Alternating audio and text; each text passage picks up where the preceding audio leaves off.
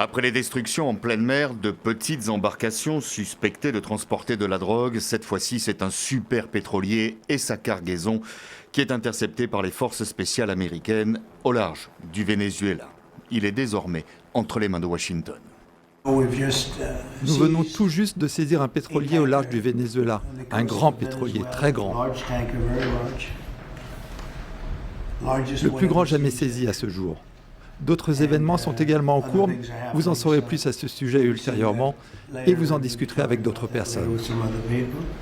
Et d'ajouter que la cargaison appartenait maintenant à Washington, avant que la ministre américaine de la Justice précise que le navire était sous sanctions américaines depuis plusieurs années, qu'il transportait du pétrole illicite en provenance du Venezuela et de l'Iran, suspectés de financer des organisations terroristes. Washington s'attaque donc maintenant à la ressource la plus précieuse du pays, à savoir le pétrole.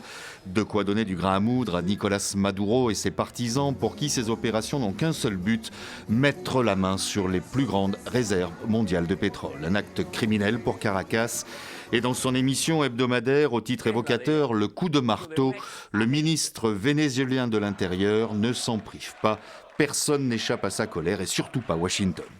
Ce qu'ils veulent, c'est voler notre pétrole, le voler. Voler notre or. Ils veulent voler notre gaz. Ils veulent voler notre eau. Parce qu'ils ne veulent pas payer. Et face à l'étau américain qui se resserre chaque jour un peu plus, Nicolás Maduro tente d'afficher devant les siens la plus grande des sérénités. Don't worry, be happy. La la la la la la la. Just peace, not war. Oui à la paix, non à la guerre. Donald Trump l'affirmait il y a encore quelques heures. Les jours de Nicolás Maduro sont désormais comptés.